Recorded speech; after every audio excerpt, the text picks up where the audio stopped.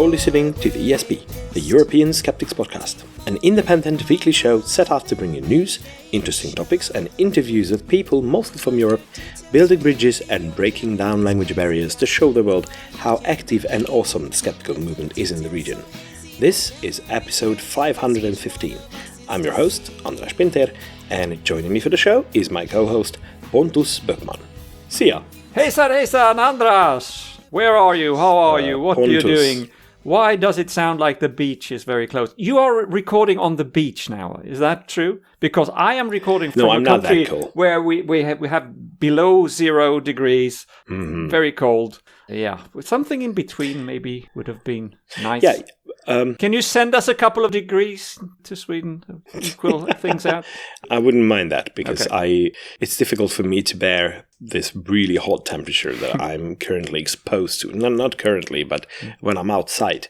As you mentioned, I'm close to the sea. Not that close, so I'm not sitting on the beach, but I really hope that it doesn't even come through like that. Well, we'll see what we can do in edit. I can actually hear the sea, the waves, because I'm sitting in a hotel room which is directly next to the sea, and the sea being the Andaman Sea, or where more likely the Strait of Malacca. So I'm on the island of Penang in Georgetown in Malaysia. Yeah, and you have all the fun. Yeah. Well, this is a weird situation because usually you are the one who's closest to the sea. Yeah, that's true. True. Because you live in a city directly next to the Baltic Sea. That is true. It's a short walk, but I can walk to the sea. That's good. But it's probably too cold to be near now. You know, I have to comment on one thing. One of our listeners called me out for speaking English the wrong way, which is... okay. Yeah, and I didn't realize. But normally you say it's about time about something. You can say that. It's about time we did this. It's about time we did that. And that's fine. I know that. And I can say that sometimes. But very often, apparently, I say it's upon time to do something. I've never even noticed that. Which is more of a direct translation from Swedish to English. Because if you translate the Swedish way of saying that... So I thought both things were just as acceptable, but I've been schooled. You cannot say it's upon time. You have to say it's about time. But I've probably done this my whole life. So it'll be hard to get used to not saying that. But, well, if I do it, I apologize in advance. But I will try to speak more correctly from here on. Good. Well, it was upon time you got corrected. Oh, now you're doing it. Okay. So, well, I really don't mind. I really like hearing from our listeners, even though this time it was because I done something wrong. But I mean, it's not a big thing, of course. But it's always fun to get any kind of response. As we say sometimes, we sit here and we talk into a black box, or metaphorically anyway, and we don't see... Yeah. The people listening to the show. And any kind of response is a confirmation that, yep, there are people who listen. And actually, quite carefully as well, apparently.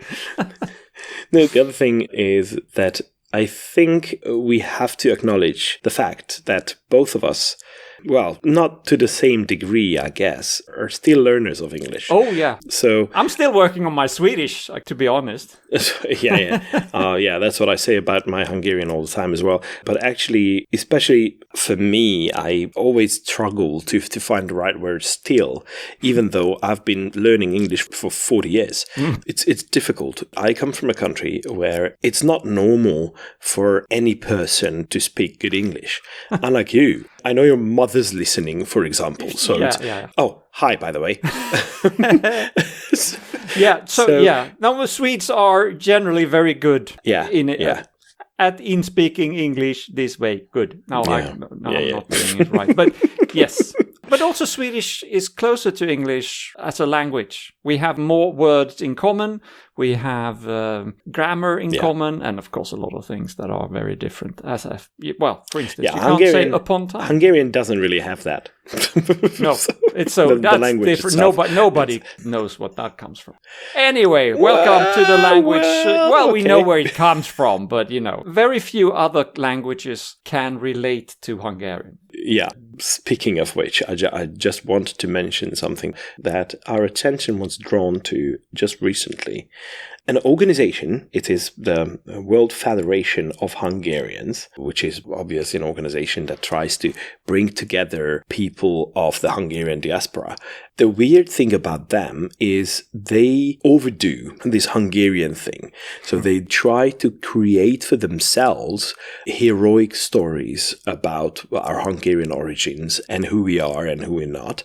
And one of them is issues with the language. So scholarly articles and the scientific literature basically concludes, and it's still a scientific consensus, that Hungarian as a language comes from, it's one of the Uralic languages. It's a Finno-Ugric language, if you will. And its closest current relatives are Finnish and Estonian within Europe. That is. And yet, these people dismiss this whole concept of Hungarian being that because they want it to be a Scythic language, and they even link it to Sumerian, ancient Sumerian language. The older the better, I guess. Exactly, and they want to build up the idea that Hungarian is the most ancient language that exists. And some of them are pushing this so far that they even claim that all the languages spoken in the Mediterranean and the eastern side of the Mediterranean descended from Hungarian as well. So even Jesus spoke a language that descended from Hungarian, and Jesus was the oldest Hungarian person as well. So, it's absolutely crazy. It would be a marginal thing had it not been introduced into some of the schools that were willing to pick this up. And we were just informed about this recently with the Hungarian skeptics.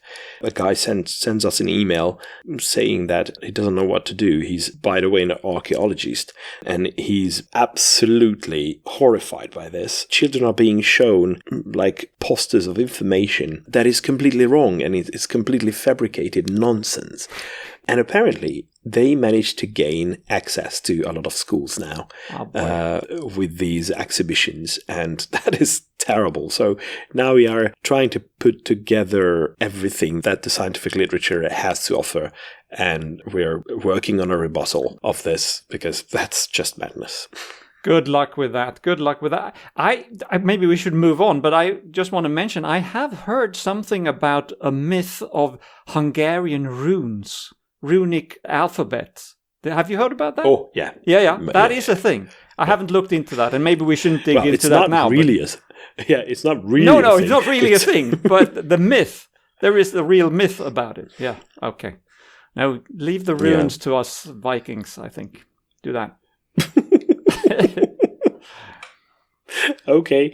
Well, history is fascinating, but we don't need to make shit up to make it fascinating. So, yeah. But that brings us to the next topic, which is our usual segment that is called This Week in Skeptical History, or TWISH. To our listeners, our regular listeners, it's probably no surprise that both Pontus and I are hopelessly fascinated by history. And I don't know about you, Pontus, but it's not only about the dramatic events of it or the colorful characters, but the hidden machinery that makes history work. And few pieces of that machinery are as quietly essential and as intellectually demanding as historical chronology. After all, before you can argue about causes, consequences, or credibility, you first need to know when things actually happened. Yes. Which brings us very naturally to the man who's the topic of this week's Skeptical History. However, the occasion is not very joyous, as we are commemorating him not on his birthday, but on the day he died, which was the 21st of January, and this year marks the 417th anniversary of his death. So he is history now. Yes. He is history. His name is Joseph Justus Scaliger. Ooh. I know Scaliger is not a household name today. Heck, I don't even know how to pronounce his name. It's supposed to come from Della Scala, and it turned into some kind of a French name, but that's not what's really important here. If you care about evidence, sources, and intellectual honesty, this guy deserves a place of honor here. In many ways, he helped invent the modern critical approach to historical time, chronology itself. He was born in 1540 in Agen, in what is now France. His father, Giulio Cesare della Scala, was an Italian classical scholar working mostly in France under the name Jules César Scaliger, and based on a comparison of his autobiography and the writings of others about him, he had quite a sizable ego, this Jules César Scaliger guy, along with a real talent for massively exaggerated claims about his own noble ancestry. He was probably not that important from an aristocratic point of view, as he tried to portray himself as. Now the boy, Joseph Justus, inherited the scholarly inclination of his father, but thankfully not the self-mythologizing. So while his father just asserted stuff, Joseph tended to investigate instead. He looked it up. It's quite a positive thing from a skeptical point of view, right? So he was fascinated by all kinds of historical things, especially the chronology, the timeline of stuff, which he realized that was not really straightforward and it's not easy to work out. And if you think about it for a moment, it's really interesting. When a historian tells you that the Battle of Marathon happened in 490 BC, how do they know that? How do we reconcile Egyptian king lists, Babylonian chronicles, Jewish temple records, and in Greek historical accounts when they all count time differently? It sounds like trying to organize a dinner party where everyone's arrived from a different time zone and refusing to check their watches. So this is where today's historical chronology started from. As a young guy, Joseph was made to write at least 80 lines of Latin poetry every single day, so his father really wanted him to get a proper education. It sounds brutal, right? It absolutely is. But it turned out to be very effective, and spectacularly so. By his early 20s, Scaliger had taught himself Greek, Hebrew, Arabic, Syriac, Persian, and most of the major European languages to some level at least. Wow. So in short, he became the kind of person who made everyone else in the room feel adequately lazy. So here's where the story really gets dramatic. In 1562, Scaliger converted to Protestantism, a brave but very dangerous move in 16th century France, to say the least. And in August 1572, he narrowly escaped the St. Bartholomew's Day massacre, the horrific religious killing spree in Paris that slaughtered thousands of Huguenots, the French Protestants. So Scaliger fled to Geneva, where he taught at an academy and sharpened his scholarly blade. Now, fast forward to 1579, Scaliger publishes an edition of the ancient Roman poet Manilius, which might sound like a quaint literary exercise until you realize that Manilius wrote about astronomy. Scaliger's careful study of ancient astronomical knowledge became the foundation for something revolutionary. In 1583, he published Opus De Emendatione Temporum, a study on the improvement of time. In 1583. This wasn't just another scholarly tome. This was a watershed moment, because what Scaliger did was something that nobody had really done before. He looked at how every civilization counted time. The Egyptians had their king list. Nice.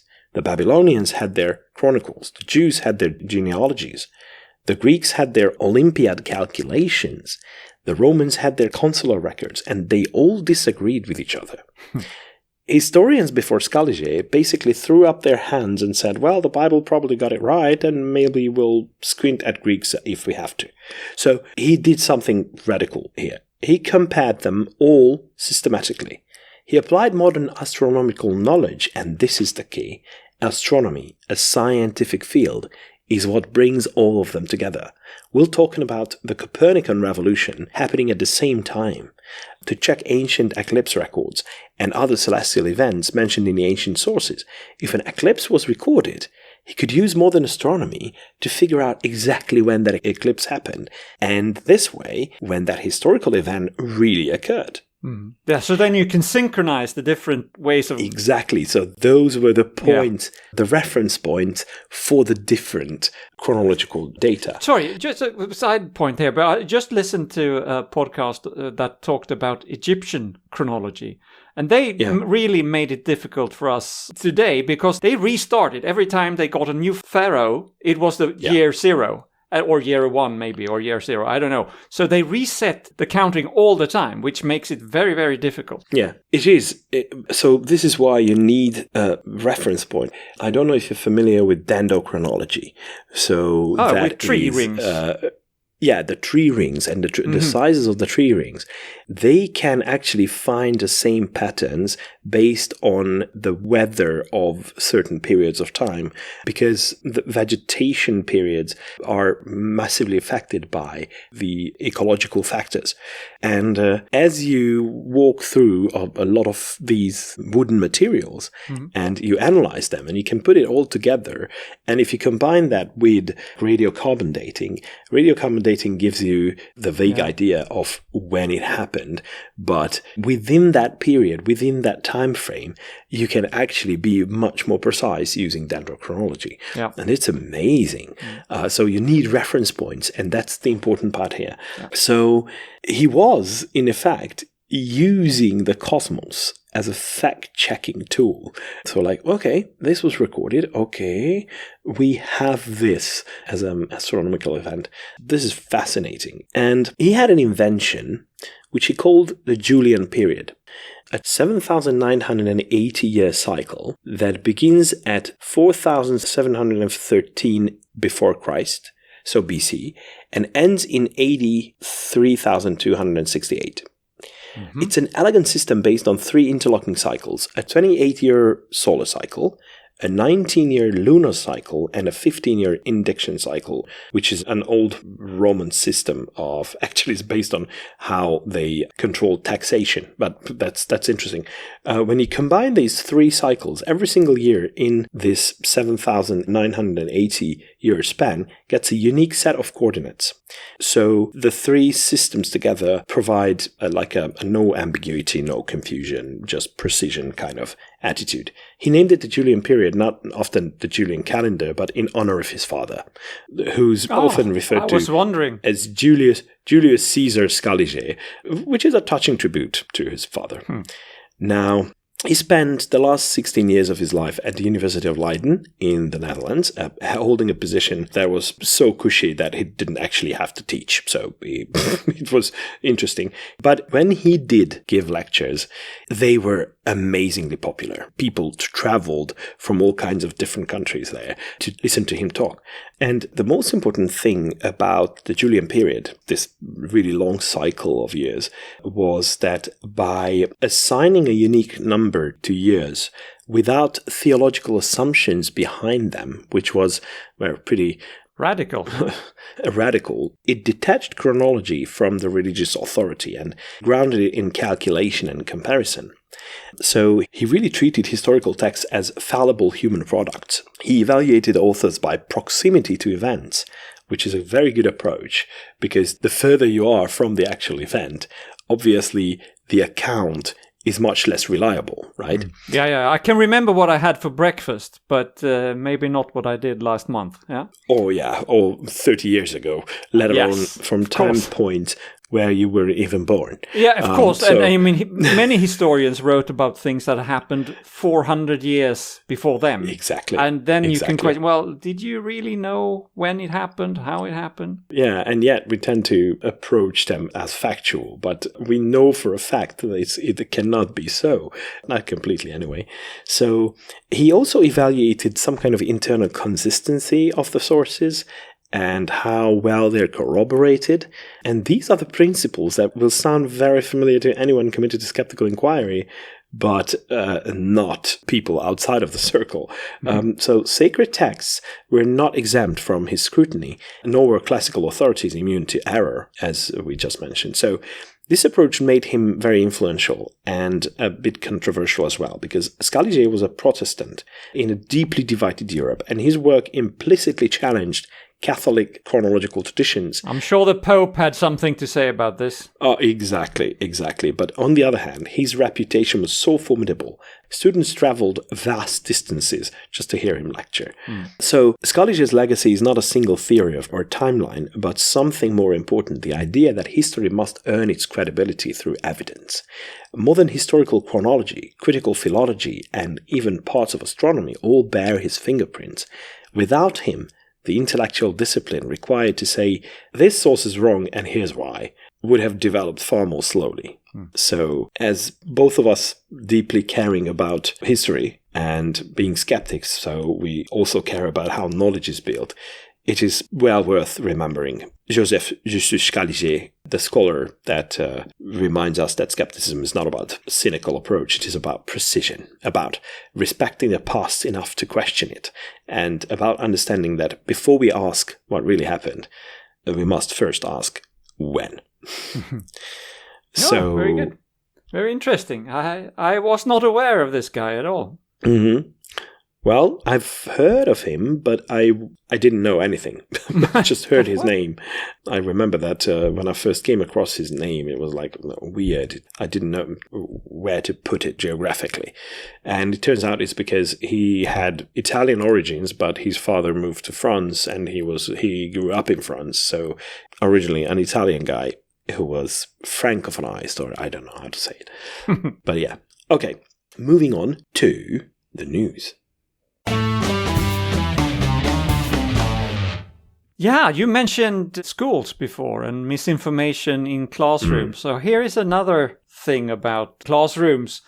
How do we feel about religion in classrooms, Anders? Very strongly against. Very strongly against, yeah. So teachers are deeply religious. We are not fans of them. So very often we think of religion in schools as a problem, as a risk for unscientific misinformation being taught to the kids. And I have myself encountered beliefs in New Earth creationism in Swedish schools today. 2025, I guess it was the last time, but I'm sure it's still there. I haven't personally seen proof that this is due to the teachers themselves who teach this, but it can't be ruled out. These kids kind of gotten their misinformation about creationism from somewhere else, and maybe it's even more likely that they get it from home, but it's certainly a disaster if the teacher also enforces that. But it's not just about teaching religious myths as fact in school. This is a news item which illustrates the indirect dangers of teachers who are convinced that their religion is the one and only truth. There is a teacher in the city of Malmö here in Sweden that has now been caught using their religion as a tool to scare and intimidate special needs students. So really serious stuff. Some of these children have conditions that make it difficult for them to sit still, to focus for a longer period of time, and some have even shown aggressive behavior. But they deserve teaching as well, of course. It wasn't spelled out exactly in the news here, but it's pretty clear that we're talking about neurodivergent kids, maybe ADHD or autism, things like that. And I'm sure that under certain conditions, some kinds of students can be very difficult to handle in a classroom, can be a big challenge. But this particular teacher happened to be what sounds to be a pretty fundamentalist believer in Islam. Not that the brand of religion actually matters, because any kind of religion is bad if you believe that before you believe facts and the real world. This teacher describes one student as having violent tendencies, which I guess must be a pretty big problem. This student was hitting some pupils at times and even the teacher. So obviously, her conclusion was that this student was possessed by the devil. Ooh. That was her words.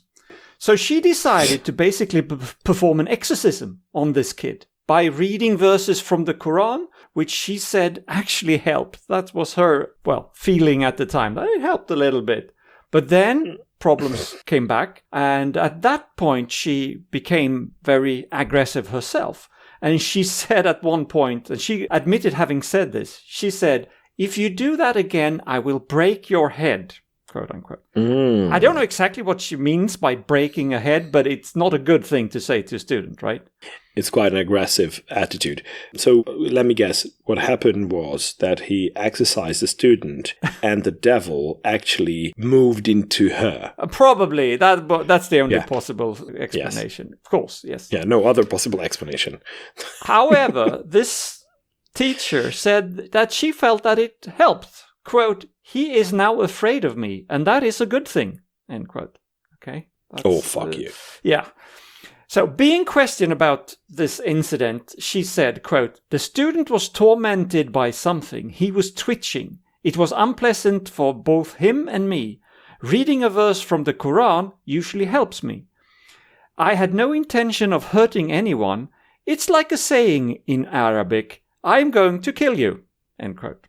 So apparently she said that as well. Okay. And not in a funny Ahmed the Dead Terrorist way. I don't think so. I don't think so. And she obviously doesn't understand the problem with her actions. In fact, the reason that what happened is now knowledge that we can look at and prove that it happened was that she filmed a lot of the interactions between her and this student. And she was doing similar things to other students as well. Now, so she now is, of course, suspended from teaching and she has been fired.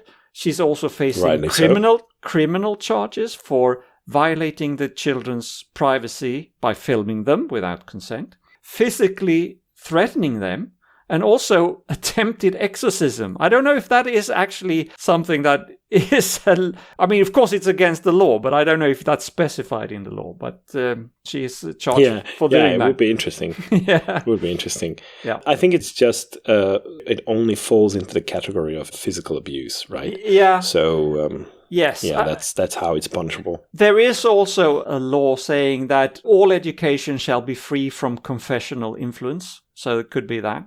Okay. Yeah. So this is good. She was caught and the system has worked in this case in that she got caught. The harm that she inflicted on these students will be hard to repair, of course, but at least she cannot harass more students in the future. But lots of religious apologetics will say that this is an exception, of course. This is not how a normal religious teacher reacts, that the problem is with her, not with the religion. But you need to be grounded in reality to be a good teacher. That is my point. Being deeply religious is being detached from reality at some level. And it's not just the risk of them teaching that evolution is not real, or that the flood of Noah is an historical fact, but deep personal belief in any religion, and again, certainly not just only Islam, creates a risk that any action is harmful because you base it on the wrong assumptions. Yeah. However, we know that religious beliefs can be somewhat compartmentalized. If you can do that. In a person. And that is very interesting. I know people in the skeptical movement who hold religious beliefs, and yet they are against all kinds of pseudoscience. Which sounds counterintuitive. Well, at least it can't be a positive thing, right? It can't help them in their skeptical endeavors.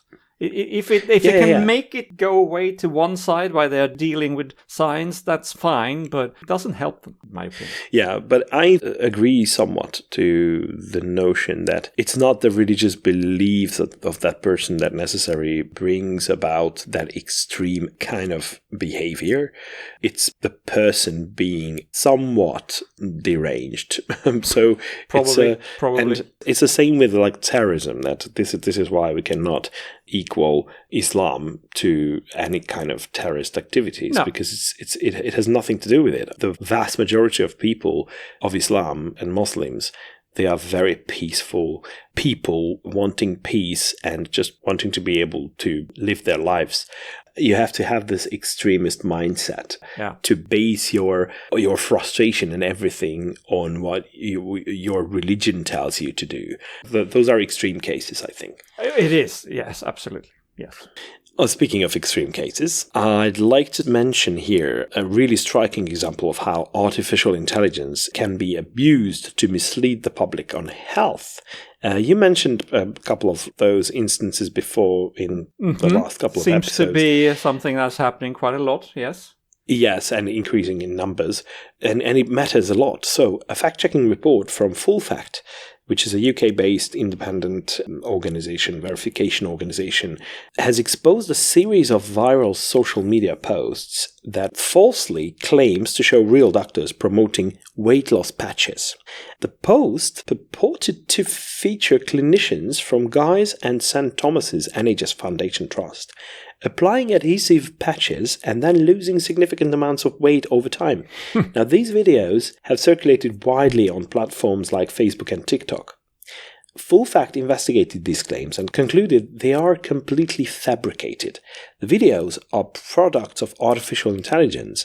They do not show genuine NHS doctors, and the names used in the content do not correspond to actual staff at the trust.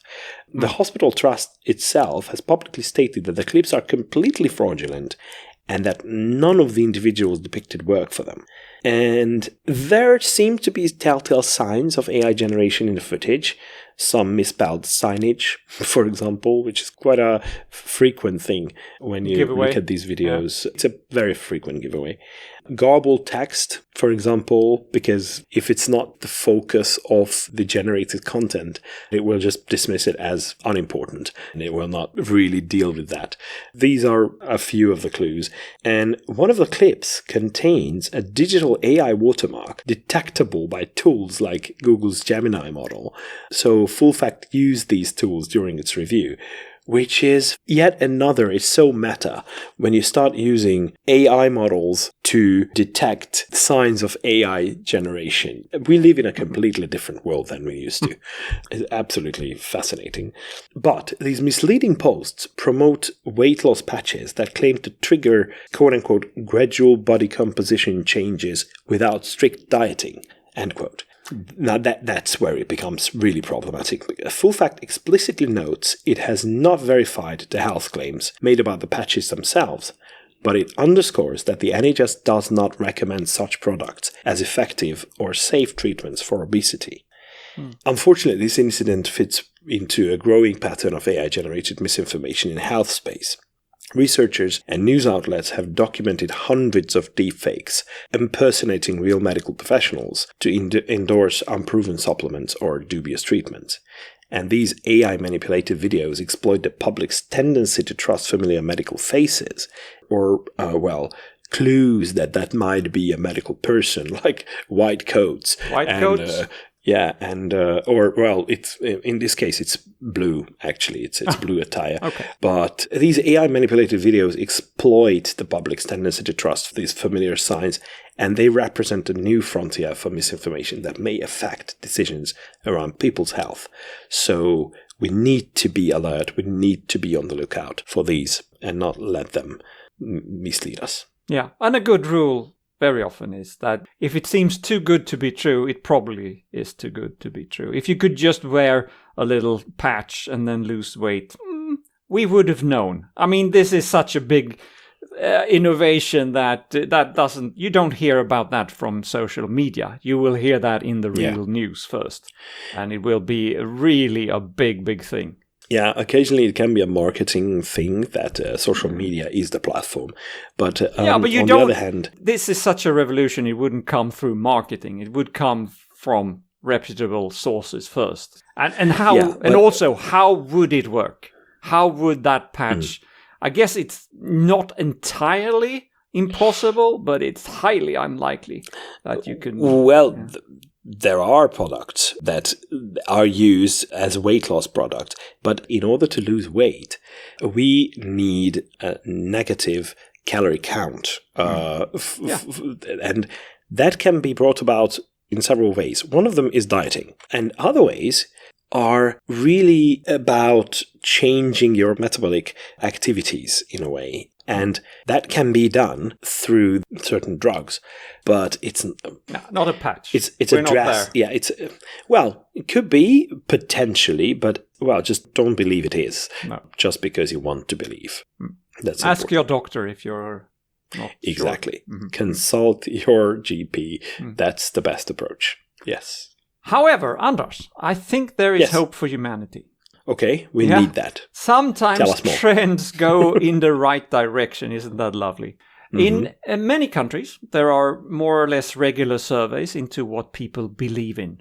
So we in the Swedish Skeptics have done our own survey a couple of times, but it's very costly, so we probably won't do it again anytime soon. But it's very interesting to read the results. In Germany, there is a recurring survey called ALBUS, or Allgemeinen Bevölkerungsumfrage der Sozialwissenschaften. Gesundheit. Say that quickly 9 times. I think sometimes an abbreviation is a good thing, so I will call it ALBUS for short. I saw one translation, and that was the German General Social Survey, but that's very generic. Anyway, it's a bigger thing.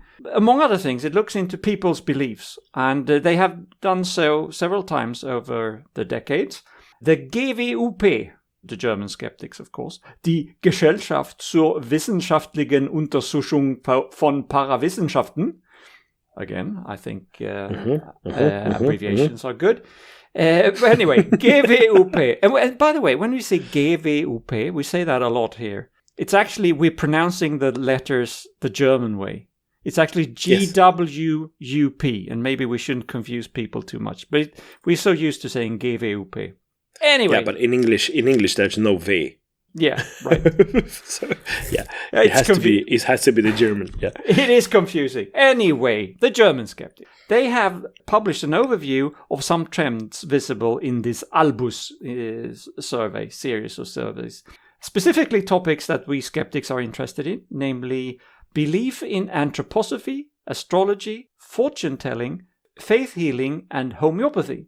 And the development of these over the last couple of decades. They compared the results from 2002, 2012, and 2023. And as I said, there is a lot of this is good. The results are good. The question was posed the same way for all the topics, and it is, how much do you personally believe in the following things? And the possible replies is a lot, somewhat, or not at all. So let's start with anthroposophy. The percentage of people who reported a strong belief in anthroposophy has gone down from 22% in 2002 to just over 5% in 2023. So a big change there. The percentage of not at all replies have correspondingly gone up. So it used to be 41% who said we do not believe at all in anthroposophy, but now it's 63% in 2023. So over half the German population now say that they do not believe in anthroposophy at all. And that is a good thing. Then we have astrology, very similar trend. Strong belief in astrology has declined from 8.5%, so from a lower level, but now it's gone down to 3.3% over the same time, so over 20 years. And the not at all replies, we do not at all believe in this, has gone from 49.3% to just over 70%. Well, yeah, I want everybody to have that opinion, but it's still going in the right direction. Do you want to control what people believe? That's not very democratic. I want them to come to the rational conclusion on their own accord. Good. Yeah. Good. Okay. That's a good reply. Okay. Accepted. Then we have fortune telling. Which didn't have a lot of support to begin with, but the share saying that they do not believe at all in fortune-telling has gone from 76% to 88%. Only 1.6% say that they strongly believe in fortune-telling, so almost nobody. But there are a few people in between there as well. Then we have faith healing, almost identical numbers, and the trend is almost as fortune-telling. Only 1.6% now strongly believe in faith healing. Good numbers, good numbers. Then we have a little bit of a complicated result, and that concerns homeopathy. And that's, of course, a very German thing. But the results are mixed, and I can't really make head or tails of that. In 2002, only 12% were strong believers in homeopathy. Then it skyrocketed to 35% in 2012, and then it fell back again to 18.7% in 2023. So that's puzzling to me. And it has nothing to do... My first instinct, well, it must be the pandemic. But no, 2012 was way before the pandemic, so it doesn't have anything to do with that. Mm-hmm. Yeah, so it's a bit of a problem with the numbers here because also, and maybe this is the explanation, the survey changed the way they asked their questions about homeopathy between 2002 and 2012. But the bottom line is still that less than a third of Germans rule out that homeopathy has an effect. So almost a third of all Germans think that homeopathy have an effect or can have an effect. And that may be the explanation behind the problem we have with getting the German health ministers to strike homeopathy off public funding. But also, there's one more takeaway from this analysis, and that's specifically when it comes to anthroposophy, because awareness of what anthroposophy is increased. It used to be only 35% of people who said they knew what anthroposophy was, but it's increased to 51% now, the latest measure. And While at the same time, the belief in anthroposophy has gone down. So the more aware they were about anthroposophy, the less they believed that it would work. And that gives me a little bit of hope in these dark times of ours, that you can actually sway people's beliefs in nonsense if you teach them what it actually is. That is usually the international skeptic approach to homeopathy as well. Because most of the cases, and this is why I think the slogan of the 2023 Homeopathy Nothing In It campaign was very spot on, because it really told the story. It's not some kind of herbal remedy, something natural, something. It basically doesn't contain anything. And the overdose event was what really proved it. Yeah, this is what we're trying to do as skeptics. We try to educate so that people realize how nonsensical some of the claims are. All right. Speaking of nonsensical claims, there is a growing concern in academic publishing because there are poor quality Technobabble scientific papers that tend to slip through peer review and raise questions about research integrity. Retraction Watch, which is the independent watchdog site that we admire and we often talk about, reported on a cluster of academic manuscripts authored by a Turkish associate professor, Eren Ügut. Well, anyone listening from Turkey, please correct me if that was a terrible pronunciation of his name. So the manuscripts that he authored, several reviewers have described as essentially meaningless technobabble. Reviewers who encountered these papers while doing peer review for major publishers found that manuscripts were so deficient in scientific substance, figures that made little sense, irrelevant computer codes, and discussion sections unrelated to the results, that in some cases the articles purported to model the delicate brain structures using data that reviewers determined was inadequate for the task. First of all, one thing that comes to mind is that they might be AI generated, but it's not necessarily the case. In one instance, a manuscript submitted to Springer Nature's brain topography was judged by a neuroscientist to lack any coherent scientific content. When a colleague later reviewed what appeared to be the same paper under a different submission, he reportedly saw a figure that looked like a simple sine wave rather than anatomical data. So it's like, what the fuck is going on? But what really raised eyebrows further was Ügut's astonishing productivity. In 2025 alone, according to Clarivat's Web of Science, he published 25 papers 1 year, nearly all in Springer Nature's journals, and completed close to 650 peer reviews for various publishers. Some reviewers told Retraction Watch they suspected that generative AI was being used to produce or assist these papers and reviews, resulting in texts that sound scientific without substantive meaning. After the story broke, Ügut's academic profiles on Google Scholar, Orchid, and Frontiers Loop abruptly disappeared, an unusual move that fuels further skepticism about the legitimacy of the work. Fishy. Yeah. Yeah. So Springer Nature has acknowledged concerns and confirmed that multiple submissions from this author have been referred to its research integrity group for investigation. The publisher says it takes the matter seriously while declining to share details while inquiries are ongoing. So this case underscores systematic weaknesses in peer review. Even journals from reputable publishers can sometimes publish papers that, on closer inspection, contain little credible science. That reality is echoed in broader research. Academic literature suffers from increasing rates of retractions and questionable peer review, often linked to paper mills that we mentioned on several occasions on the show as well. But there are also fake reviews or superficial editorial scrutiny.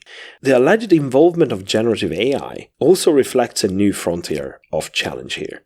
AI can produce fluent scientific-sounding prose that may evade cursory checks, especially if reviewers are overloaded or journals are understaffed. This risks contaminating the literature with hallucinated or meaningless science, raising the possibility that future work, including AI systems trained on existing publications, could inadvertently propagate false or unusable findings. And the final act of disappearing on the author's side from online academic presence, it really raises questions about transparency and accountability in science, because legitimate academics typically maintain persistent records of their work. Abrupt removal of profiles suggests either a defensive reaction or an attempt to obscure scrutiny. So, finally, the problem is that this is not an isolated oddity. It's part of a broader trend of concerns about academic integrity, weak peer review, and the rising influence of automated text generation in research publishing. So, we should monitor such cases closely as they unfold, and we should press for stronger safeguards to preserve trust in the scientific record. Yeah. But that brings us to the end of the news round, which means that we are about to find out who's been really wrong or right, or you'll tell us, Pontus. Well, as is often the case, I will start with a bad thingy, and then I will award a really right to someone who is fighting an unscientific position. Because, I'll get to why. People who have this particular unscientific position is almost everyone. At least it feels like it. And what I'm talking about is the best way to fight crime in society. And I will illustrate this by the situation in Sweden, but I think it's the same in many other countries, most other countries really. In Sweden, for several years, the government and also actually the opposition, so all politicians, all political parties, they have been on the offensive. They want to reduce gang-related crimes. And I don't disagree with that. I also want to reduce gang-related crimes. But the rhetoric and the proposals all go in the wrong direction if you look at it scientifically.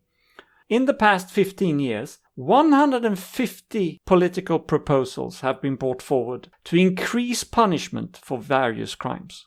That does not help. We know this. Researchers from the Faculty of Law in Lund, this is a city in Sweden with a very old and prestigious university, they now call the major penal reform that is being implemented in Sweden, they call it both frivolous and undemocratic. What is proposed now is a new law or set of laws in 2026 where punishment of 50 crimes is to be tightened, mitigating circumstances should disappear, and Sweden would change its stance from prison as the last resort to being the first choice for criminals. There are other proposals, and especially one is very upsetting to me, and that is to lower the age of criminal responsibility. And then they want to have indeterminate sentences, revoked citizenship, and the abolition of parole. So tightening, being tough on crime, that is what we're talking about. Especially, as I said, lowering the age of criminal responsibility is being met with strong criticism, and not only from these researchers, but from many different bodies. Locking in children does not lower crime rates. Actually, there was a research ordered by the government, and that came back as, well, we can lower it from 15 to 14 years as the lowest age where you can be put in jail. But and that was also by other experts met with big criticism. But the proposal is to lower it to 13 instead. So even going even further than the researchers said. The University of Uppsala, another university, they write that, quote, such a radical shift in the punishment structure will generate more crime and significantly more dangerous people. They sum up their feedback with, quote, from a scientific perspective, the whole situation appears to be unrealistic, deceptive, and fact-resistant, end quote. And of course, the faculty of Lund, which I mentioned first, they agree and they say that the increasing punishment levels are, quote, at this point a well-tried method that does not work. We are only facing a society where up to 5 times as many people would be locked up, end quote. And of course, it won't lower the number of crimes committed. Maybe the other way around instead. The fact is that they calculated that if these measures are being put in place, it will increase the number of locked up people in Sweden to between 250 and 300 prisoners per 100,000 inhabitants. And that would put Sweden on par with other fine examples of justice like Russia. So, and then they go on to talk about how much this will cost as well. But I'm very happy specifically for the faculty of Lund, who's gone out with a big campaign saying, we are experts in this field. We do not agree with what is suggested here. It is against science, and we know it will create more problems. It won't solve any problems. So for promoting science-based analysis and standing up against politicians, the Faculty of Law in Lund gets this week's award for being really right. Hear, hear. And it is a common problem. I hear this from other countries as well. Everybody wants to be tough on crime, and nobody cares that what they are suggesting will actually create more crimes and more criminals and also cost a lot of money.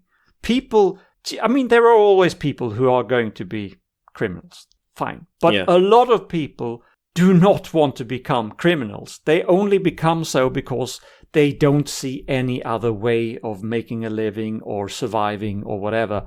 So don't punish everybody. Try to help them to not become criminals instead of locking them away forever. That doesn't help.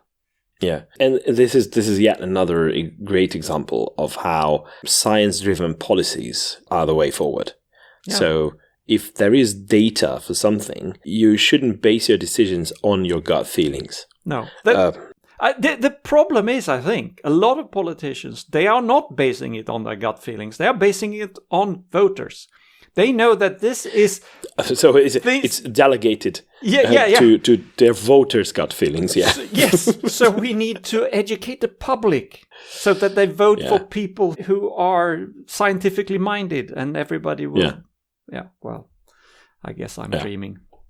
Yeah, we are. We all are.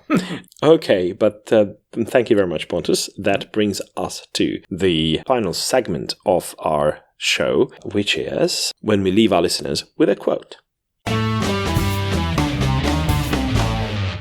And this week's quote comes from Oskar Morgenstern, who is very well known. He was a German-born economist, and in collaboration with Hungarian mathematician John von Neumann, he's credited with founding game theory. And in his book, A Look Back at Some of Our Contributions Over Time, he said the following: wherever mathematics has entered, it has never again been pushed out by other developments. The mathematization of an area of human endeavor is not a passing fad. It is the prime mover of scientific and technological progress.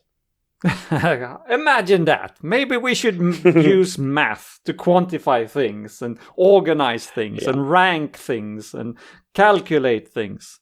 And base our decisions on it. Well, well, we can hope. We wish, yeah. Okay.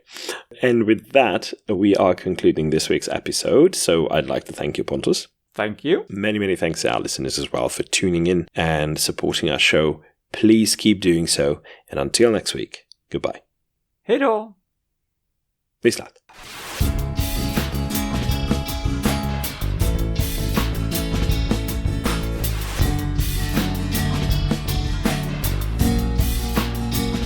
This has been your ESP experience. The show is produced and recorded by TheESP.eu. Join us again next time, but until then, please send your feedback and comments to info@TheESP.eu. We would also love to hear your ideas and suggestions regarding topics, and if you have any skeptical news from any European country, we're always eager to hear about them. If you have an upcoming local event or an organization to promote, please don't hesitate to let us know, as we are more than happy to help. All music in the program was written and performed by Keisha J. Gray and George Robb and is used with their permission. Please check out our webpage for show notes and archive material at theesp.eu, follow us on Blue Sky at theesp.bsky.social, like us on Facebook or support our work on patreon.com/theesp. And don't forget to spread the word by sharing our content with others.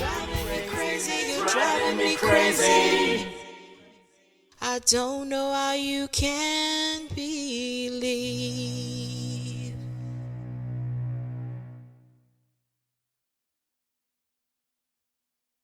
Sziasztok! Hejsan, hejsan! Szia! Sorry. Szia! Oh, you want to do it again?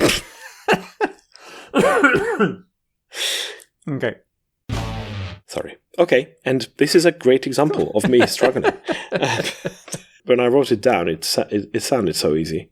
It looked so easy. But there are little people. There are not little people. There are a few people in between there as well. We are constant learners of English. Yes. Never forget that. Part of why I got distracted was that I got a message saying that there is what do you call it? On the sky. What the hell? What do you call that? Auroras. Comet? Auroras. Oh, no. Outside right now. And I've never seen that. Go. so I will go out and see. If go. Well, they say it comes and goes. I will go outside and see if I can see. We have too much light pollution. I'm not sure. Yeah. You can see it, but I understand you should try to photograph it with your phone. But the phone, because the phone enhances it, so maybe you can see it through the phone.